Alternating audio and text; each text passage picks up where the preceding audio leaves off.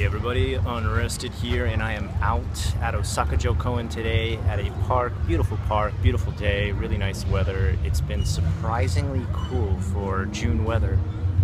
It is usually roasting right now, like usually I should be dripping sweat right now. I don't know how well you can hear me out here, I apologize for the sound. I've got my microphone hooked up, I don't know how much it's going to help me today. We've got background noise from the road out here and then playground noise because it's packed today. But today's JFAQ, which is Japan's Frequently Asked Questions, I should introduce the show, is about parks and recreation in Japan. Specifically Osaka, that's where I live. Those of you who write to me about Tokyo, sorry, I've only been to Tokyo 3 times. I'm not going to be an expert on Tokyo, so I apologize for that. But I will tell you about Osaka, and one of the best places you can go, probably close to almost anywhere you are within the Osaka area, is Osaka-jo Koen. Massive amount of park area. At the center of it is Osaka-jo, which pretty much translates to just Osaka Castle.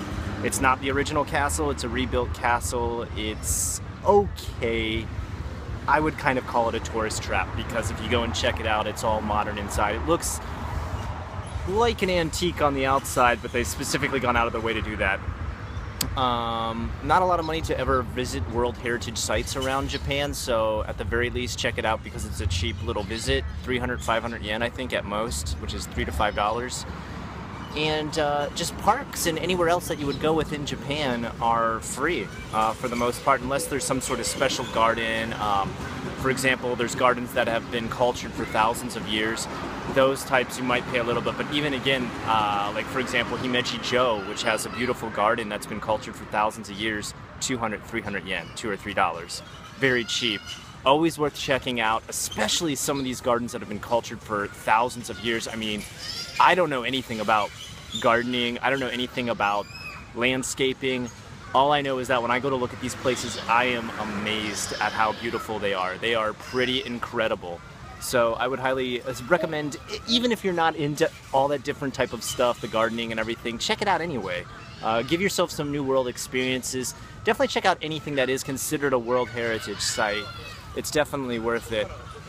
As far as other places around your neighborhood, there is going to be parks and stuff close to you. There's always tiny little parks, but they tend to be a little bit gritty, I will say, around the city area. For example, I have 2 or 3 parks around me that are literally like tiny sand pits. That's about it. There's no grass in the parks, which always is kind of a disappointment because if you go out there during summer or dry months, it is just like absolute desert heat and dry, dusty sand to the point that if you have like asthma problems, you might actually get kind of worked up and start coughing a bunch. The other thing that kind of sucks is some of these parks have no smoking signs, but a lot of them allow smoking, a lot of them allow people to come out and drink, so you may be there in the middle of the day. Like for example, check this out right here. Here's a guy right here smoking right next to the park, so there is no smoking signs next to this one, but you know, thousands of kids out here are playing right now at the park, and a guy smoking right next to it, so it kind of sucks. That's one thing that does kind of suck. You know, sometimes you get your random kind of drunk oyaji comes out there and is drinking all day, kind of creepy around your kids. That's kind of the downside, but I'm just listing pros and cons right now, right? For the most part, the pros far outshine the cons as far as parks in Japan. You can have a thoroughly enjoyable time. The greatest thing I would have to say about Japanese parks or giant open spaces like this, like Osaka-jo Koen, is you can just bring your own tent, your own picnic, your own mat, your own blue sheet as they call it, or tarp as we call it, and just lay out and have a picnic anywhere you want. Like you can literally choose any area you want. There's not specific areas, they don't have anything cornered off. They try to leave the park as open up as possible for you to go anywhere, do anything, enjoy anything. I think their only one rule, and I think this rule makes sense, is you're like not allowed to start constructing stuff, which it kind of has a double meaning for it. It's for people not to come out and like construct entire band stages, because bands can come out here and practice. That's totally awesome. Highly recommended if you have an instrument you want to practice. You see like tuba players and violin players and everything out here. But they have the no construction thing because a lot of times homeless people were setting up small houses out here. And now, I'm not, you know, doing a dig on homeless people. I'm not trying to say, you know, talk crap about homeless people.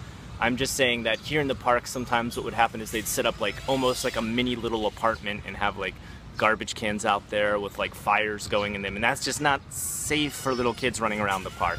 Anyway guys, that's my little take on parks and recreation in Japan, specifically Osaka. If you like what you saw today, please like, comment, and subscribe.